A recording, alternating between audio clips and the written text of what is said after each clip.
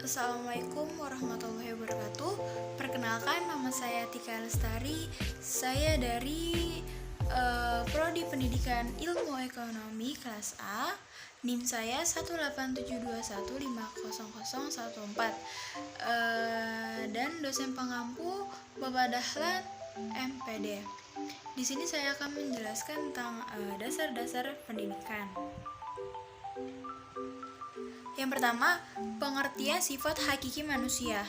Sifat hakiki manusia itu apa sih? Adalah ciri-ciri karakteristik yang secara prinsip membedakan manusia dari hewan. Disebut sifat hakiki manusia karena apa sih?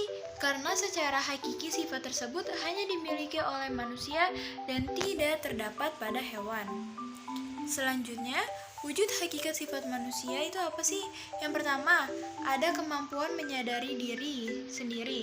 Merupakan kemampuan memahami potensi diri seperti peserta didik tuh harus mendapatkan pendidikan dan perhatian yang baik supaya mengetahui kemampuan mengeluarkan potensi yang ada. Jadi terarah peserta didiknya. Yang nomor 2, kemampuan bereksistensi. Jadi kita harus belajar dari pengalaman ya, mengantisipasi keadaan dari peristiwa, belajar melihat prospek masa depan. Jadi gambaran masa depan tuh gimana sih? Jadi kita tuh harus tahu. Jadi biar nggak terlalu abstrak banget, minimal itu kita punya bayangan. Serta mengembangkan imajinasi kreatifnya sejak masa kanak-kanak. Yang nomor 3, ada kata hati. Kata hati tujuan apa sih? Tujuannya memiliki kata hati adalah agar nih kita memiliki keberanian berbuat yang didasari oleh kata hati yang tajam, sehingga mampu menganalisis serta membedakan mana yang baik dan mana yang buruk.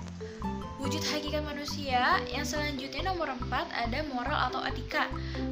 Jadi ada perbedaan, ada moral, ada etika. Kalau moral itu menunjukkan perbuatan baiknya, akhlaknya, attitude-nya. Tapi sedangkan etiket itu berhubungan dengan sopan santun. Nomor 5, ada tanggung jawab, merupakan kesediaan menerima konsekuensi dari perbuatan. Misal, contohnya nih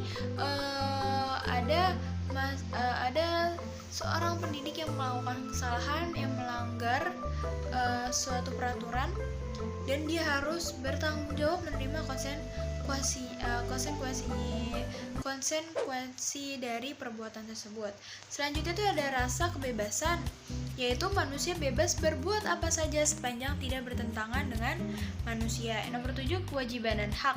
Realisasi hak dan kewajiban bersifat relatif, disesuaikan dengan situasi dan kondisinya.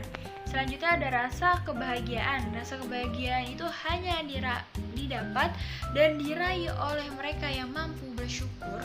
Jadi orang yang gak bersyukur itu dia gak bakalan ngerasain apa artinya itu kebahagiaan. Dan kesimpulannya bahwa bahagia adalah perpaduan dari usaha, takdir atau hasil, dan kesediaan menerimanya. Intinya yang tadi yang bersyukur. Ya, selanjutnya tuh ada fungsi pendidikan. Fungsi pendidikan itu apa sih? Tujuannya kita untuk belajar itu apa sih? Fungsi pendidikan yang pertama, untuk membantu peserta didik untuk membentuk kepribadian atau menemukan dirinya sendiri. Jadi terarah nih peserta didik mau arah kemana nih gitu. Selanjutnya tugas pendidik. Kita sebagai pendidik, tugas apa sih? Untuk menunjukkan jalan dan mendorong subjek didik bagaimana cara memperoleh sesuatu dalam pengembangan diri. Disiplin menurut Sheila Sumardian. Pertama, disiplin rasional. Itu apa sih? Bila misalnya kita melakukan pelanggaran suatu prinsip nasional, itu kita akan menimbulkan rasa salah. Yang kedua, disiplin sosial. Jadi jika dilanggar menimbulkan rasa malu. Yang nomor 3, disiplin afektif. Jika dilanggar menimbulkan rasa dosa. Yang nomor 4, disiplin agama. Jika dilanggar menimbulkan rasa berdosa. Yang titik tumpunya paling utama itu adalah disiplin agama. Dan ini dimensi hakikat manusia dan keunikannya. Dimensi yang pertama itu ada individual. Manusia dikarenakan potensi yang berbeda dan diri sendiri karena setiap manusia memiliki kehendak, perasaan, cita-cita dan kecenderungan dan daya tahan yang berbeda. Jadi kita nggak bisa merasakan berharap. Nomor 2, dimensi kesehatan.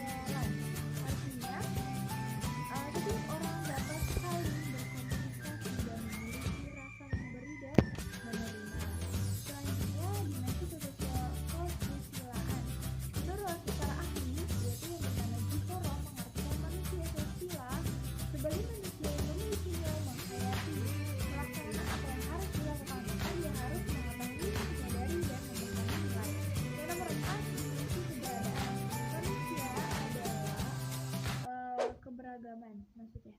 Manusia adalah makhluk yang religius. Mereka percaya bahwa di luar alam yang dapat dijangkau oleh indranya ada kekuatan yang menguasai alam semesta ini. Jadi manusia yang nggak punya beragama, maaf, dia akan nggak punya tujuan dari arah hidup tuh mau kemana? Nggak ada tujuan. Selanjutnya ada pengembangan manusia yang pertama pengembangan yang utuh. Jadi itu dibagi dua, pengembangan yang utuh dan pengembangan yang tidak utuh. Pengembangan yang utuh itu dibagi dua, bisa dilihat dari wujud dimensi dan dari wujud pengembangan. Dari wujud dimensi antara aspek jasmani dan rohani, antara aspek kognitif, afektif, dan psikomotorik. Yang B, dari wujud pengembangan. Manusia yang utuh dapat diartikan sebagai pembinaan hakikat manusia sehingga dapat tumbuh dan berkembang. Dan perkembangan yang tidak utuh, proses pengembangan yang tidak seimbang antara dimensi lainnya. Salah satu dimensi yang terabaikan dan penanganannya. Sekian penjelasan dari saya, kurang lebihnya mohon maaf. Wassalamualaikum.